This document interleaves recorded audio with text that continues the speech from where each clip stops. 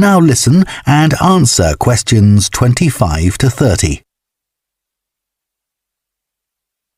Now, the aim of your work placement is to give you the opportunity to develop the skills that an events manager needs.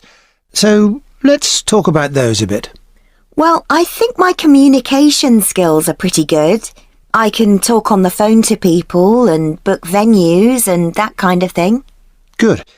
Just remember, it isn't only about what you say. If you meet someone face-to-face and want to persuade them to be a sponsor, for example... Oh, I'll dress up for that, sure. Good.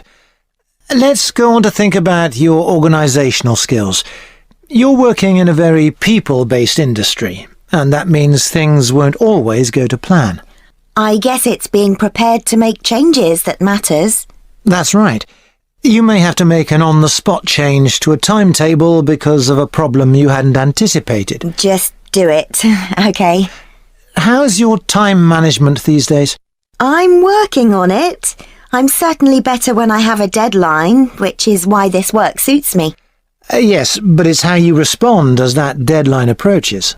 I know I've got to look calm, even if I'm in a panic.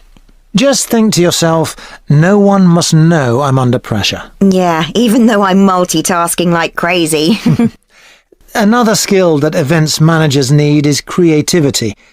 Often your client has what we call the big picture idea, but it's up to the events manager to think of all the fine points that go to making it work. Right. So I need to listen carefully to that idea and then fill in all the gaps. That's right. And you'll have a team working under you, so another key skill is leadership. Your team may have lots of ideas too, but you've got to make the ultimate choices.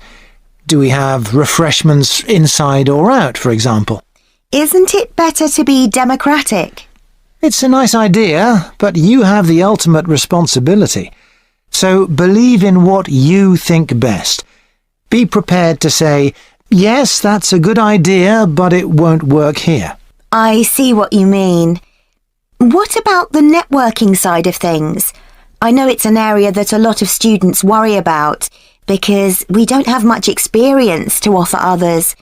But even without it, you can still be an interesting person with useful ideas, and the more people you impress, the better.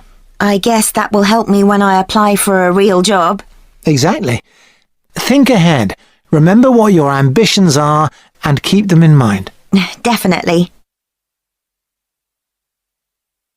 That is the end of part 3.